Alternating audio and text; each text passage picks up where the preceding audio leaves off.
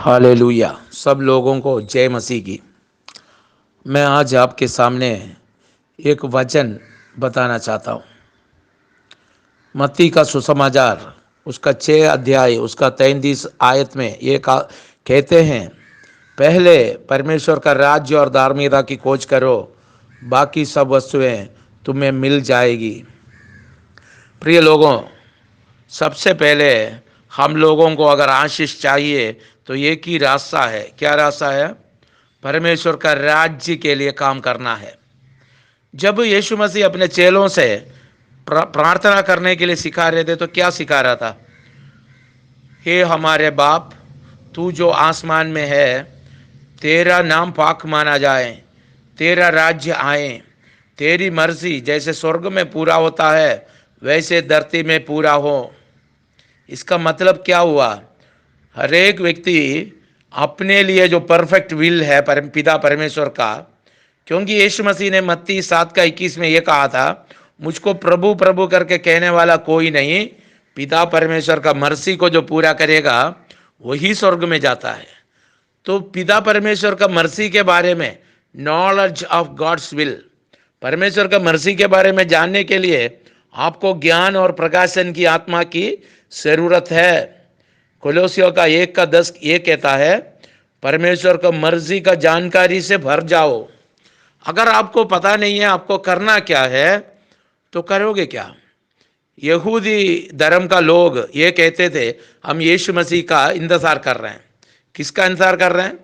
यीशु मसीह का इंतजार कर रहे थे। इसलिए तो किसी कुंवारी लड़की का पेट में वो जन्म लेगा करके उनको पता था, इसलिए तो कुमारियों का इंतजाम करके बैठे हुए थे। आज भी कहते हैं कि आज भी, क्योंकि 2000 साल पहले यीशु मसीह आ गया करके यहूदी लोग विश्वास नहीं करते, आज भी उनके बीच में कन्या कुमारी लोग हैं कि जो परमेश्वर को जन्म लेने के लिए अपने आप को पवित्र करके वास कर रहे हैं, जो अनजान में है। लेकिन यीशु मसीह जब सूली पे मर रहा था तो क्या कह रहे थे? ये लोग नहीं जानते ये क्या कर रहे हैं। असल में यीशु मसीह को नहीं जानते और उल्टे उन्होंने क्या किया? यीशु मसीह को सूली पे चढ़ाने का काम किया। अगर आपको और मुझको परमेश्वर का मर्जी पता नहीं है तो हम क्या करेंगे? आप और मैं, हम ये संस्था बनाकर एक दूसरे के खिलाफत करेंगे।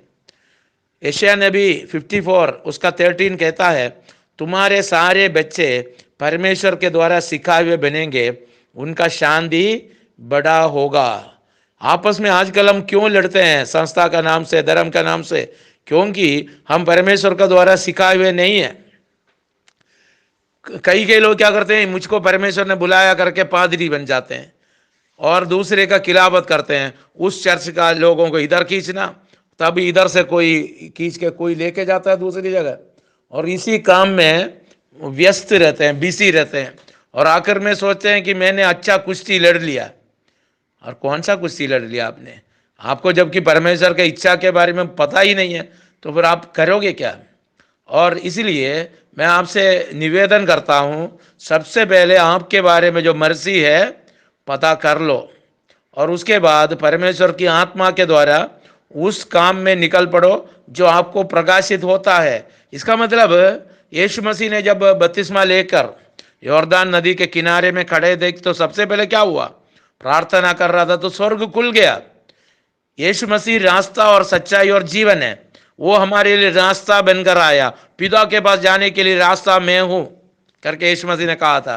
तो यीशु मसीह ने जो जीवन में किया है वो हमारा जीवन में उसको हम दोहराना है, उसको ड्यूटरोनॉमी मतलब उसका मतलब दोहराना बहुत जरूरी है, और तब जाकर हमारा जीवन सफल होगा। यीशु मसीह अगर कहता है कि मैं रास्ता हूं, तो रास्ता का मतलब क्या है? जो उन्होंने जीवन में किया वो हमें दोहराना पड़ेगा। तो बपतिस्मा लेने के बाद हमें परमेश्वर के कदमों में बैठकर प्रार्थना करना है, बच्चों की समान अपने दिल को शुद्ध करके दर्शन को देखना है और परमेश्वर की बातों को सुनना है। आत्मा कलीसिया से जो कहता है वो सुनकर जब आप और मैं करेंगे तभी तो हमारा जीवन सफल होगा, क्योंकि आत्मा का द्वारा जो चलते हैं वही परमेश्वर का संतान है। रोमियो का 8:14 कहता है, दुख के साथ ही मैं ये कहना चाहता हूँ, बहुत सारे लोगों को दर्शन, सपने या भविष्यवाणी कुछ होते ही नहीं है। आखिरी दिनों में ऐसा होगा, हर एक जिस्म के ऊपर मैं अपनी आत्मा उंडेलूंगा, तुम्हारे बच्चे भविष्यवाणी करेंगे। ये क्या मजाक टाइम पास के लिए लिखा हुआ है क्या बाइबल में? जिसको प्रकाशन नहीं है वो तो जाना, उनका जाना नामुमकिन है और कभी नहीं जा सकता, क्योंकि आप कोई संस्था बनाकर आपस में लड़ते फिरो। और ये क्या परमेश्वर का सेवकाई क्या? इधर से उधर, उधर से इधर रूहों को खींचादानी करते रहो और उसका चुगली इसका चुगली करके करते रहो। ये सेवकाई है क्या? असल में बहुत सारे लोग ऐसे क्यों करते हैं? यीशु मसीह का कहावत याद करना। यीशु मसीह ने क्या कहा? ये लोग नहीं जानते ये क्या कर रहे हैं, इसलिए इनको माफ करना। अभी माफी का भी एक हद होता है कि नहीं? हमेशा माफ करते रहेंगे या माफी का समय खत्म होगा? कृपा का समय खत्म हो जाएगा, फिर परमेश्वर का, यीशु मसीह का आगमन हो जाएगा, फिर माफी नहीं होगा। फिर जितने धरती में रह गया है उनको दुष्ट लोगों के साथ गिना जाएगा। हे दुष्ट लोगों, मैं तुम्हें नहीं जानता, जाओ शैतान और उसके फरिश्तों के लिए बनाए हुए नरक में, ऐसा कहा जाएगा। तो मैं एक बात कहना चाहता हूं, सबसे पहले परमेश्वर का मर्जी को पता करना है। केवल इतना नहीं है, जो सचमुच परमेश्वर का सेवा करते हैं, सच्चाई की बयान करते हैं, उनकी सारे जरूरतों पूरा करने के लिए हमें प्रार्थना करना होता है। देखिए, अगर एक सेना, मैं भारतीय वायुसेना में 20 साल काम किया, सेना में जितनी चीजें जरूरी होता है वो सारी चीजें देख के, अच्छा ट्रेनिंग देख के, अच्छा खाना पीना की चीज देख के, कपड़ा देख के उनको सज्जित करेंगे, तभी तो वो लड़ेंगे। इसी तरह परमेश्वर का सेवक लोगों को अच्छे गाड़ियां हो, अच्छे घरें हो, अच्छे संपत्ति हो, हाथ में हो, तभी तो ये बेफिक्र होकर परमेश्वर का सेवा करेंगे। भले ही कल ये शहीद हो जाए, धर्म परिवर्तन के नाम से इनको जेलों में बंद किया जाए, ये बेफिक्र होकर परमेश्वर के लिए लड़ना है। लेकिन हम कभी प्रार्थना करते ही नहीं है, परमेश्वर मेरा चरवाहा है, मुझे कोई घटी नहीं होगी। हमें प्रार्थना करना होगा। प्रार्थना करने में क्या जाता है? प्रार्थना करके तो देखिए, परमेश्वर का सेवक अगर हरे भरे रहेंगे तो पूरा दुनिया का कल्याण होगा। मेरे लोग मेरे भवन की भलाई से तृप्त होंगे करके कहते हैं। बहुत सारे लोग उल्टा सोचते हैं, वो सोचते हैं परमेश्वर का सेवकों को किसी चीज की जरूरत क्या है। एक आदमी एक बार मेरे घर में रहता था और वो आदमी क्या कहता है, अच्छे आदमियों को पैसे की जरूरत क्या है? इसका मतलब दुष्ट लोगों को पैसे की जरूरत है, ऐसा है क्या? परमेश्वर ने शलोमोन को ज्ञान, समझ और संपत्ति दिया कि नहीं? खुसरू राजा से कहा था, किंग साइरस पर्शिया का, उनसे कहा था मैं तुम्हें छिपा हुआ धन और संपत्ति दूंगा, लोहे की बैंडों को टुकड़ा टुकड़ा करूंगा, पीतल के दरवाजे को तोड़ डालूंगा, मैं तेरे आगे आगे चलूंगा। क्यों?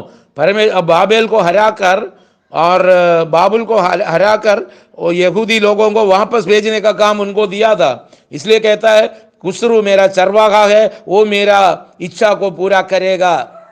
यशायाह नबी 44 का 28 में कहते हैं।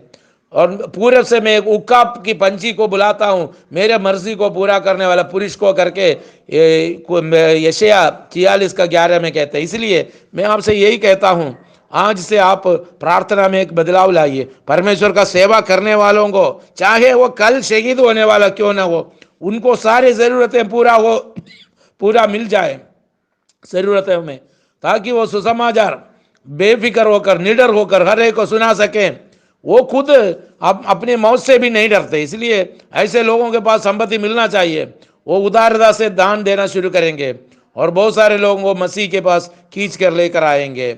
चलिए हम प्रार्थना करते हैं। प्यारे परमेश्वर, मैं आपका धन्यवाद करता हूँ, मेरा वचन सुनकर हर एक का जो प्रार्थना करने का तरीका बदल जाए। परमेश्वर का सेवकों के पास बहुत सारे संपत्ति और अधिकार और शक्ति आनी चाहिए, ताकि आपका सेवा बेधड़क होकर कर सके, हाल हियाव के साथ वचन सुना सकें, बड़ी सामर्थ के साथ गवाही दे सकें, ताकि रूहों को नरक से खींचकर स्वर्ग का अधिकारी बना सकें। प्रभु यीशु मसीह के नाम से मांगता हूँ, सुनिए और ग्रहण कीजिए स्वर्गस्थ पिताजी।